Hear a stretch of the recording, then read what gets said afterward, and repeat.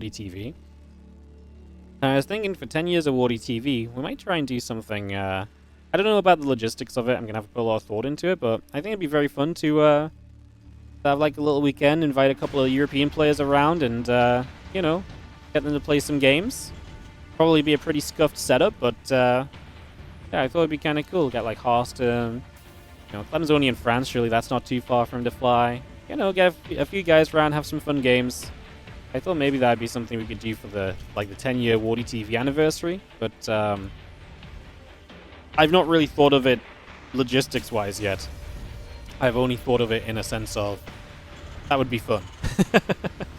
So yeah, it would probably be fun. Like I say, it might look terrible, but we could try our best with it. So yeah, it sounds pretty cool.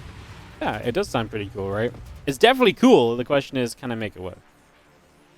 It'd be fun. Probably expensive, but yeah, for 10 years of Wardy TV, maybe we splash a little bit. I think it's purely because it's easy to keep the hype up for a few days. I think it's big. I actually wonder if it's just the bias of people being like, well, when I watch a weekend tournament, it's the biggest tournaments, right? And so they're naturally inclined to think like, if it's a weekend tournament, it's like, this is it, this is the peak. And then you can just tune in for either the whole day or like, whenever you tune in, the matches are important. I actually don't know, like my playoffs of tournaments are almost always on the weekend, so I don't know if like is it super important? Like people aren't as committed to the playoffs because they didn't watch the. I think it's probably more the fact that people struggle to differentiate. Even if you say same players, similar kind of format, just you either squish it into 3 days, you run it over 6 days. People say 3 days because like I say, there's like that almost like, to me maybe like there's a bias there because like 3-day tournaments or these epic big tournaments that they've loved in the past. So I don't know how. If that's a factor, but that's what I kind of thought, because I thought 12-hour days is like a bit excessive, but it was interesting still.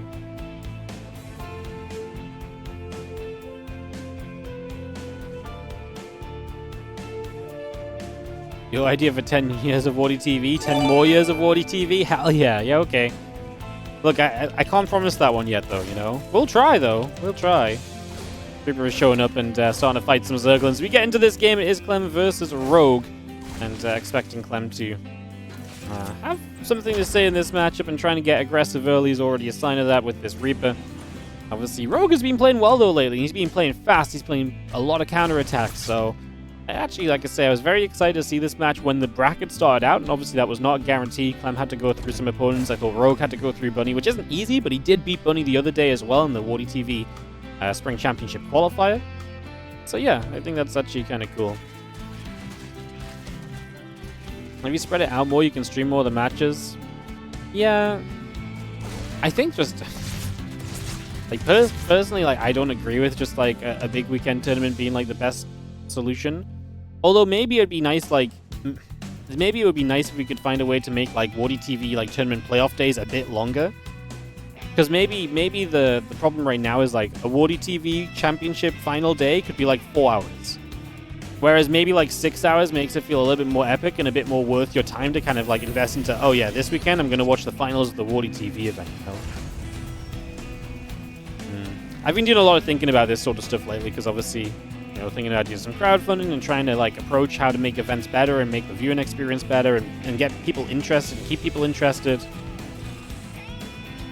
So yeah, just been playing with like a lot of ideas and trying to gauge interest and think about what we can do, and especially if we got some additional crowdfunding. The nice thing about that would be that we actually have a little bit more. We don't have to be as conservative almost with the tournaments, right?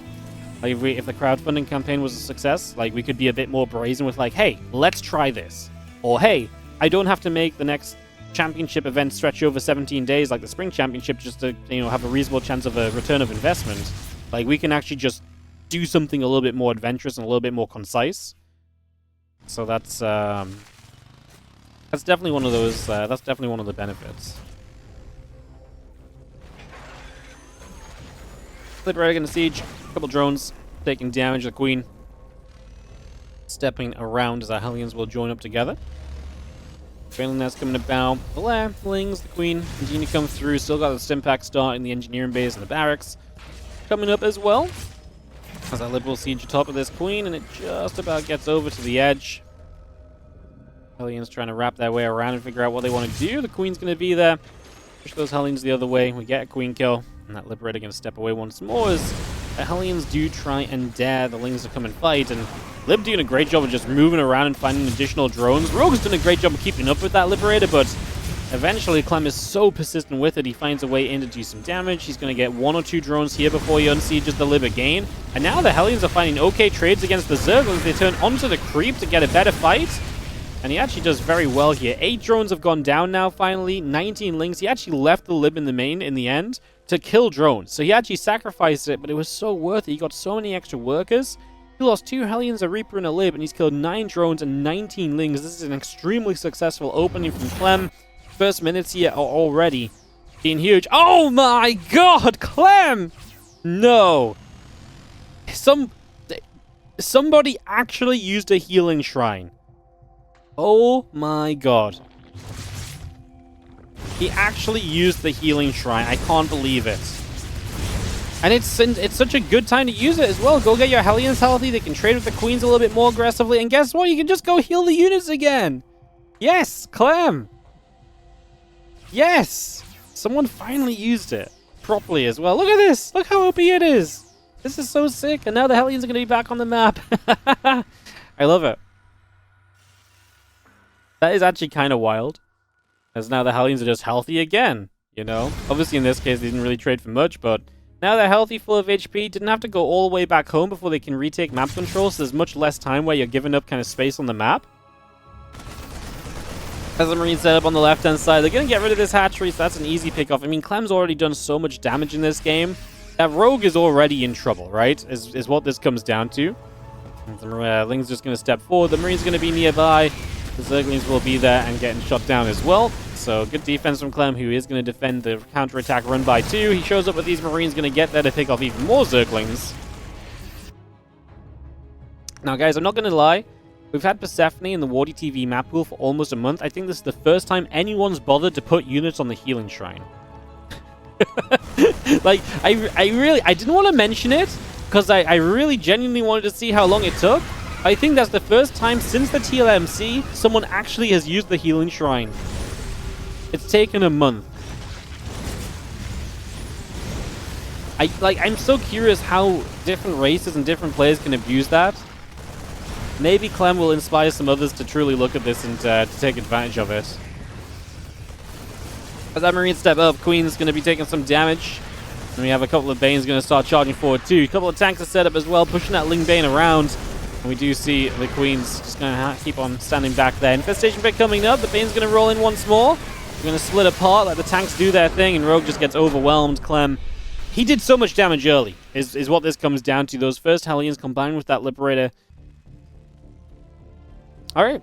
Yeah, guys, that's not a ladder map. This is a TLMC map. We edited the WardiTV map pool because I don't think King's Cove and Abyssal Reef and Neon Violet Square should really be in the map pool. So we got rid of them and added some TLMC maps.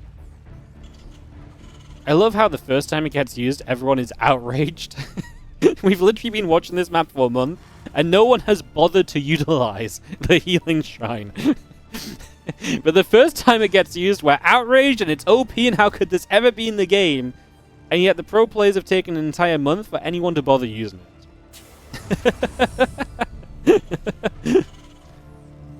Makes you wonder, right? Like, maybe it's not actually that good if the players have not bothered to go and use it too much.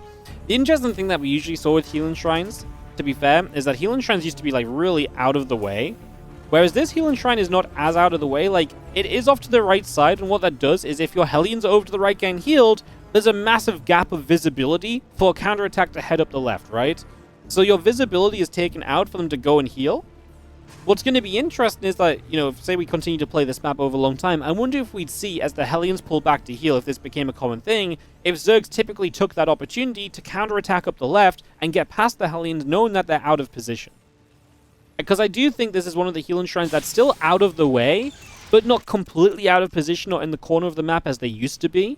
Which is why I kind of liked it, because I was like, I want to see a healing shrine that's actually a little bit more viable to be put into use, but still has a negative to it, which is you have to take your units over in that direction, which is completely out of the main pathways of the, you know, the early game.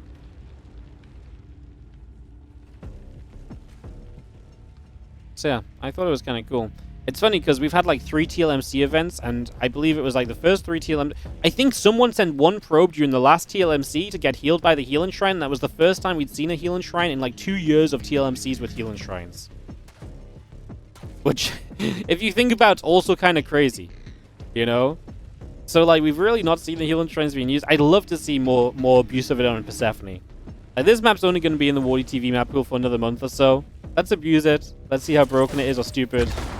Maybe it's genuinely good. Like, I think it's one of those things that just will take time to adapt, though, and that's always the negative part of, like, healing shrines and, like, TLMC, is that you only play these maps 7 to 8 times in the tournament. There's no time to adapt, because it's not just about whoever's trying to use the healing shrine, it's how you can play against someone who's trying to utilize the healing shrine as well, right? So, yeah. I don't know. I think, very interesting. There's a couple of things. He'll come through trying to find that SCV. The Marine here will chase the Zergling down. One Zergling falls, the other Zergling getting chased. Our Queen continue to come up. A couple of drones, hatch, gas, and creep tumor setting up as our Zergling comes away through the main base as well. We've got the Marine going to come and chase a little. Again, CC's very much so on the way right now. Barracks coming up. Tech Lab on the way through. As our drones will continue to build. Maybe? Okay, what about this? What if? Okay, you guys are going to think I'm ridiculous, but what if we had destructible healing shrines? So players could choose to remove the healing shrine from the game as the game goes on. Thoughts? Probably ridiculous. We already don't see healing shrines being used. I think I'm getting too ahead of myself, but it could be interesting, no? Anyways, into this game, obviously just set up for a few moments. Roach Roaring coming up from Rogue is going to be one of our starting points to get those roaches out and get a solidified starting setup here. How can Zerg destroy healing shrine early? I'm not saying it should be destroyable early. I think there's other ways to abuse it being used early, to be honest. I just think it's not figured out yet, to be honest. Like I say, it'd be different if the healing shrine was like outside the front of the Zerg third base and the healings could just sit in there and like hit the third, but you have to run away and like be out of the way. Like I say, I think there's counterattack potential in those moments. Anyways. That's going to be seen now. Queen's going to come about. Eva Chamber is going to go down and make sure the Hellions won't get in. One Hellion gets blocked in. The first Roach is spawning, and that more defensive setup gets established here from Rogue as the STVs continue out. The Marines continue to build. A reactor coming up on the factory.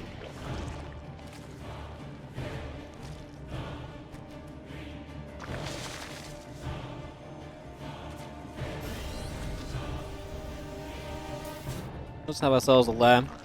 Building from Rogue as well. The Roaches keep you very safe and help propel you into that mid-game much more comfortably than last time. You're not going to see Rogue falling apart at the seams in the first 5 to 6 minutes, which is basically his downfall on Persephone. Again, lair builds. A couple of extractors come through. We got the engineering bay and the barracks continuing up. Add refineries onto that. Marine medevac coming up also.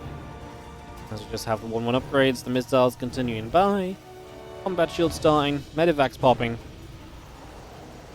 And yeah, they're going to set up onto the natural. So the medevac's just going to sit overhead. The Marines and the Hellions continue to gather up. Those Marines load into the medevacs, and we do have Roaches, a Queen, coming by as we speak.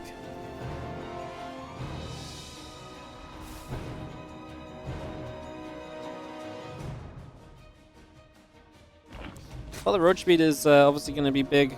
I do wonder kind of how much commitment we see from Rogue on the Roaches. Obviously, missiles suggest a fair amount. At some point does he... Well, he's dropping the infestation bit too. I was going to say, at some point do we switch toward, Ling Bane and kind of go melee upgrade with +2 carapace, but no. He's going to go infestation pit and move towards Hive. And really stick to these Roaches. There's not a world that this infestation pit's for Swarm Host, right? Just double checking and not being super crazy. That Rogue might be crazy himself. I don't think there's any world that would work. So yeah, just head to Hive, get out the Hydra Den on, get the Lurker Den going, and get ready to just move into kind of Roach Hydra Lurker eventually here. A couple of Vipers are very nice early too, because if your main defense against this Roach play is the Siege Tanks, which obviously it is, typically from a Terran, tanks very good against Roach plays, then getting the Vipers out early gives you access to deal with those Siege Tanks without too much of a problem. There's that Hydra Den I mentioned as well, definitely going to be heading towards the Roach Hydra, and that typically adds Lurkers as well.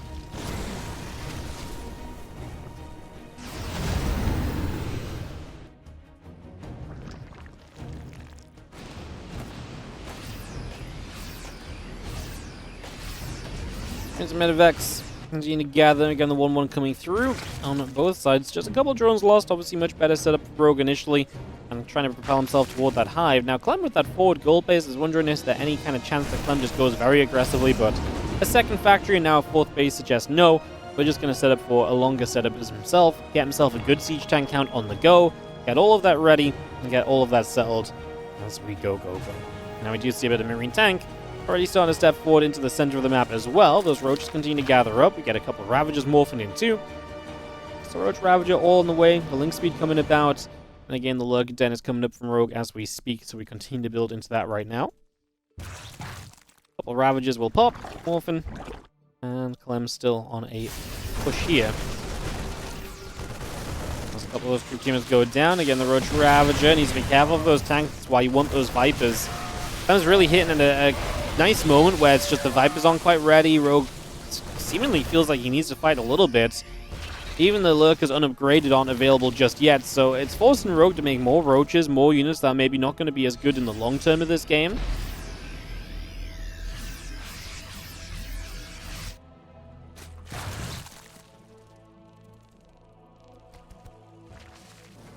Those 2 upgrades from Clem. Just going to gather again. Marines and the siege tanks will continue up. The Marauder coming through. The vehicle weapons comes up as we have the Bioforce coming in the right-hand side.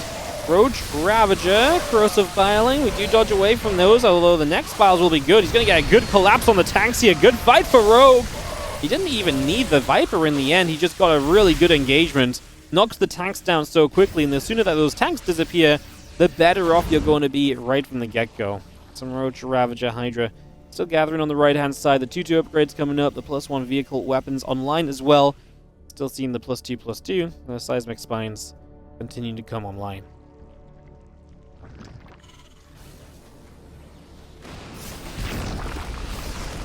On the bottom side, Clem finds himself a base cancel, so the only thing I'd say for Rogue right now is he is on 4 bases, and 4 base doesn't usually get you through to the end of a game against the Terran.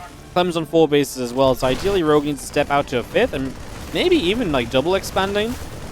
That's the one thing I think he's got an issue with. His creep is not super far forward in front of where he would like to expand to, so he doesn't have a lot of that safety net that creep typically gives you when you take bases and expand, and that's going to be one of the issues he has to just play around right now as the 2-2 upgrades continue up from Clem. +1 vehicle weapon is going to be a part of that. The siege tanks added on in here. Our Lurkers will burrow and sit behind the gold mineral line. We try and brute force our way through here. Rogue clearly wants this as his 5th base. He could just not be in a worse position to try and take. He's losing a lot to just try and get there. One Lurker does not go down. Transfuge saves it, but mostly it was saved by the fact that Terran gave up too soon. If he really wanted that Lurker, he could have had it. Marines unload on the watchtower, and I think at least Rogue now can take some choice of bases. Like I say, I would not mind seeing a double expansion. I think there's a very realistic chance one of the bases Rogue takes goes down. Just because, like I say, there's no creep in front of those bases. Whoa! He takes the 12 o'clock! Okay, Rogue, chill out a second. I don't think that base ever comes online. When I said double expand, I didn't mean just give up minerals for nothing. Like, that base was never going to work. Jeez. And he is going to expand to the bottom instead. I like that much more. Maybe you get away with that central base. It's kind of cute. I was going to say, do we not have an abduct there for those medevacs? We do, but maybe it was just out of reach. Abduct those medevacs into those hydras, you get a couple of kills, and that would have been fantastic. Obviously just not meant to be here, though, unfortunately, for the moment. Hydras come back around. Still got 2-2 coming about. Baneling Nest, Evo Chamber, a couple more hatcheries coming about as well. As our Roaches. I'm just going to get rid of a few SCVs. The bio units coming across. The Roaches will take a few more shots of damage, so a couple of those going down. The Ghost setting up as well.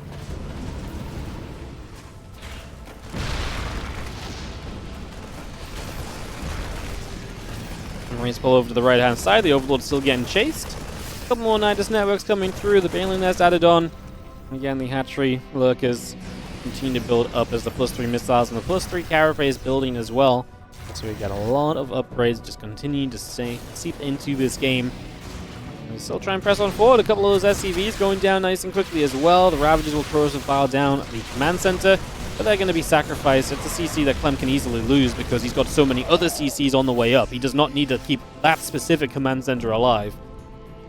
That was just on the way in. He's not desperate for another base to be taken just yet either. Rogue will continue to try and take this base here. Eventually, Rogue's got to figure out how this map's going to split, because obviously a Zerg's not usually trade as well as the Terran. That's already been the case. That's normal.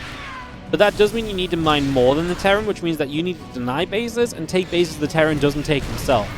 Obviously, this map's interesting because you kind of have these center bases, one on the top and one on the bottom, that are not split across the game. And that's going to be adding some big questions as this game goes down. Can one of these players mine from one of those bases? Yes or no could definitely change the outcome of this. Nidus is going into the main base as the Lurkers try to hold out over here, and Clem does not have a good first initial trade with that. And those Nidus networks have nothing to be dealt. Oh my god, Clem's going to have Lurkers in the main. That is terrifying as Rogue's going to pull back, but the Nidus is pop. And yep. Please tell me there's going to be more than just 2 Lurkers. I get it. Rogue's under pressure though. Oh man. He has the perfect opportunity to make Clem really struggle here, but he needs to be able to deal with his army as well, as right now he is losing so much on the front lines. And yes, he can camp out production, he can get rid of the production, but he needs to be able to survive as well. And right now, surviving is obviously being, you know, a pretty big ask. As Clem breaks through, gets rid of this base, the Lings are going to try and chase Clem as he retreats.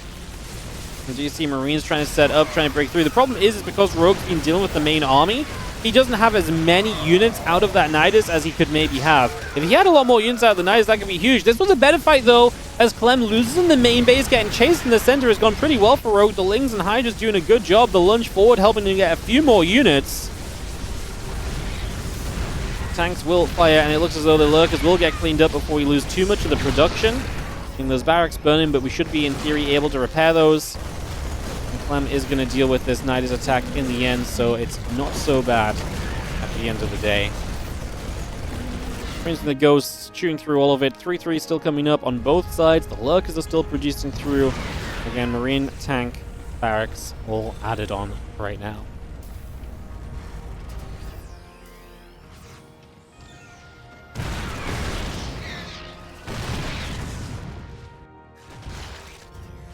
This game gets very interesting because Rogue has really actually dealt a blow to Clem there and actually had a good trade in the center as well. So for the first time in a while, I think Rogue actually steps up in this game a little bit, all led to by the double Nidus, which he's going to try once more. Clem needs to be a little bit more noticing of that as what he was, compared to what he was earlier. As this time the Lurkers get behind the goal base. Oh! Oh! The changelings are keeping a bunch of tanks stuck in the main, and Clem didn't notice it. He notices it now as he's pulling back to the main base to deal with the Nidus networks, but I think that's more of a distraction than anything from Rogue. He doesn't actually want to do too much. He trails a few Lings out. Don't think that's going to do a lot. Well, maybe not. I guess with double Nidus, you unload so quickly. He's actually going to try and fight through the tanks that are in this main base. I'm not sure if this is a smart or terrible decision, to be honest, but it's kind of working. He's killed a bunch of Ghosts as well, and now the Lurkers on the top are going to get behind. The planetary Lurkers behind that mineral line get SCVs too. And Rogue is playing a fascinating game at the moment as he is getting so much damage dealt.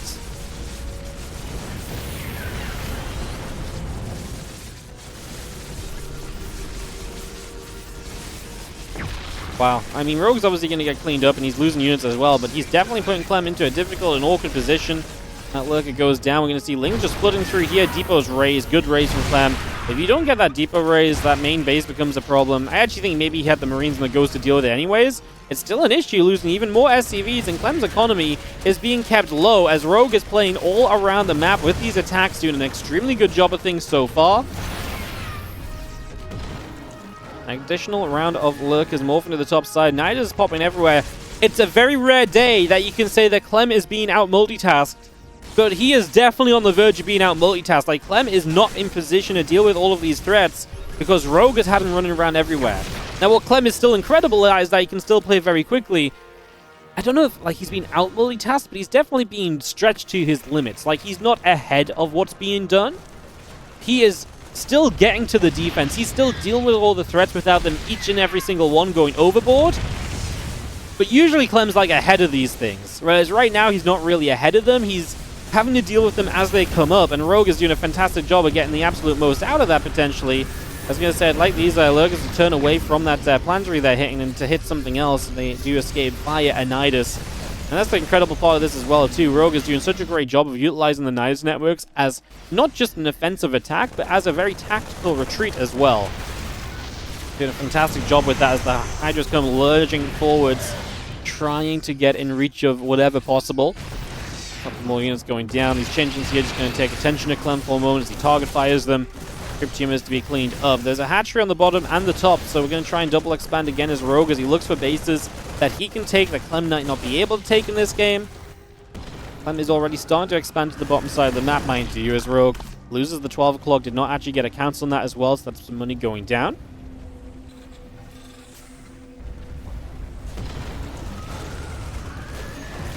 Marine Ghost going to keep on going. A couple of lurkers get burrowed. We will see the ghosts coming around on that right-hand side. So we are going to go snipe.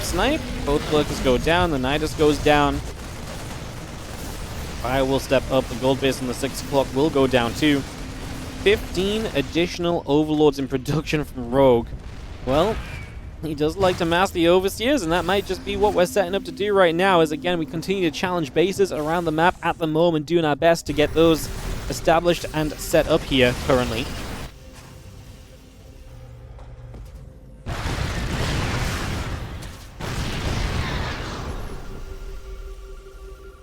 Still Nidusing around. Clem definitely getting a little bit more on top of a lot of the defenses right now. Definitely getting a bit more kind of ahead of defending rather than dealing with it as it's happening.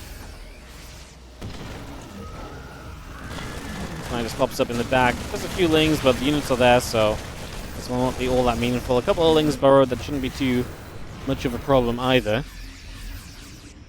But it'd be good to have infestors with Neural. Yeah, I think the thing is that Rogue is... Infest would be nice. A couple fungals will always be decent to kind of slow down some of the ghost snipes.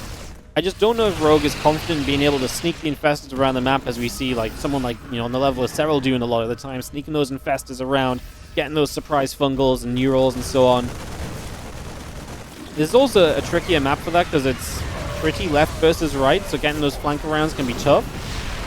And I think Rogue right now as well is maybe just like, I don't really want to waste time with that as much as I just feel as though I'm actually doing well just building pure fighting units rather than more supporting units. This wave of lurkers is going to take a lot of shots off the ghost. They were protecting themselves for a while. They need that Nidus to finish so they can get away. And they are going to jump into it. Another Nidus back into the natural. Oh no! Misplay! He does not get the lurkers back into the Nidus. That was genuinely just a misplay as well, because he actually had the opportunity to get them in there and he just was obviously busy elsewhere in the moment the Nidus finally finished, and Clem was aggressive to get those kills. Nicely done. As he sits here, almost 20 minutes on El Dorado. This Nidus finishes, a couple of things going to come out and they're going to get rid of the siege tank. Or at least they're going to make a really good effort to try to. The tank will live on 1 HP! Oh my goodness, hero tank. As we run into the front, a tank here goes down. Lings again just trying to cause chaos. Tanks all over the place are obviously going to be good targets for the Zerglings. They're easy targets. The Lings feast on them if they get into reach. Clem has a lot of money banked up, mind you, and that's definitely going to be, I think, a problem as we continue through this. As if Rogue can't start getting Clem's bank to be drawn down a little bit, I think in the long term, this definitely just becomes more problematic, like I say.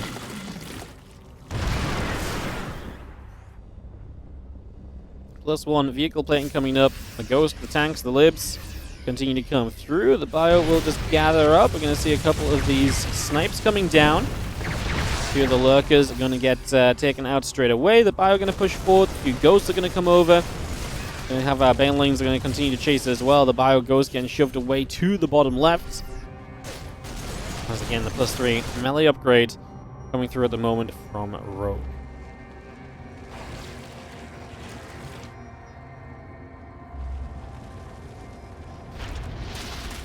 10 overlords continue to come through. The few Zerglings going to go leak onto the siege tank for a couple of moments. There's the Nidus in the main base once again, as a few of the lurkers are going to pop out and just get burrowed.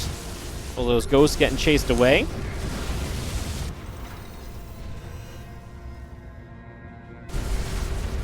Yep, those lurkers putting in some serious work. The Liberators putting some fight back.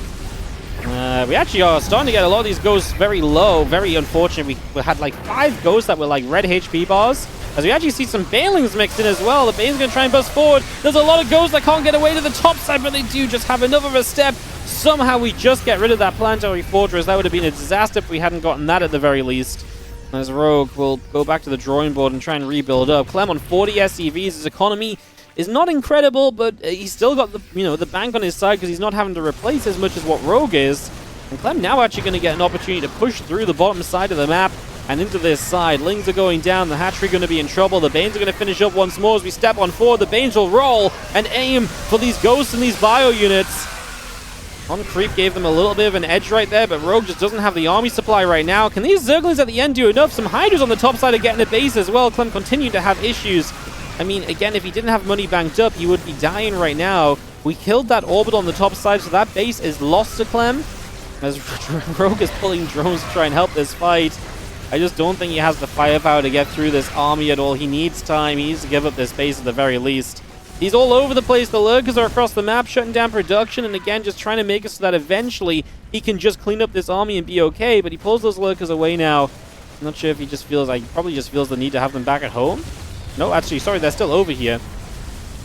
As we do dive forward once again with these Zerglings, Hydras, everything going to try and make a play. A few Banelings are going to get forward. We do break through the siege tanks, and Rogue is making some steps towards this Terran army. Does he have enough? The Lings continue to trade in. Ghosts are dying, and Clem has to lift into those medevacs, retreat the hell out of there, and Clem will back it up.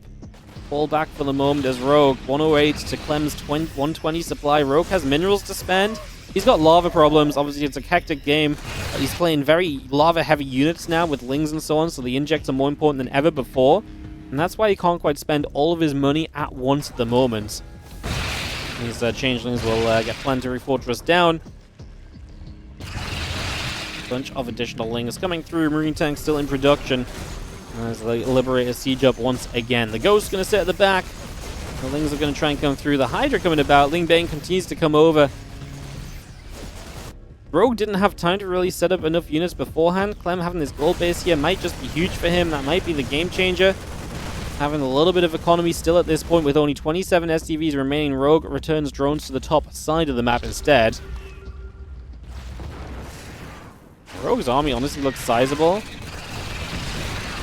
It's about finding the right fight right now, which becomes complicated. Clem really has been drawn about the map, and he's had so many troubles defending back at home. The lurkers here will hit a few of the SCVs. Tank Lib continues up. Fling Hydra still in production. We get a snipe.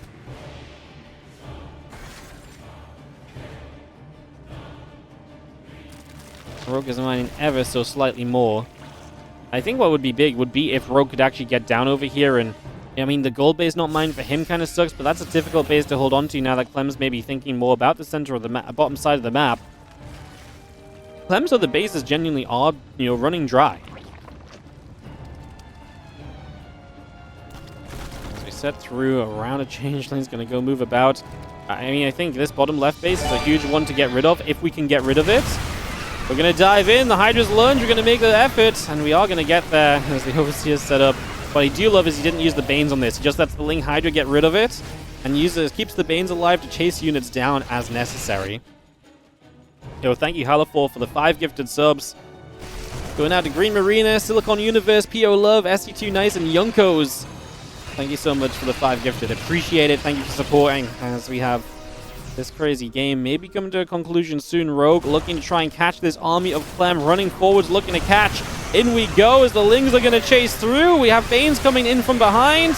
We catch so much of this right now. The siege tank goes down as well. Oh, it's not good enough for Rogue. He's going to run out of units. Clem got enough units away in the medevacs. He just needs to kind of fall back for a second, unload, and then he's going to be really able to fight this one more time. I think he's going to be absolutely golden. As Clem is going to go towards that topside base. We have a little counterattack over here. Clem's economy has grown from like 27 STVs to 130, so there has been some progress for him. Rogue will try and shut some of that down again with the Lings running by, but he needs to defend his own bases, and I just don't know if it's possible. The Overseers and the drones and the Overlords will make it a party, but I just don't think there's going to be enough. Hydras are getting sniped, and the Hydras from the other side show up. We do start to target a couple of the Ghosts down. The Rogue is on 25 army supply, guys. Like, this just does not continue to end up in Rogue's favor. Clem has apparently an entire army of siege tanks that have just been down here and have yet to really come through. And I just continue to go. The Ghost taking damage. Marine tanks still coming up. The medevacs as well, sitting overhead. The Marines continue to trade against a few more Zerglings. And there it is. GG gets called. Rogue put up an absolutely tremendous fight against arguably one of the best TvZers in the world. GG's. Clem takes the 2-0 over Rogue. But what a fantastic game.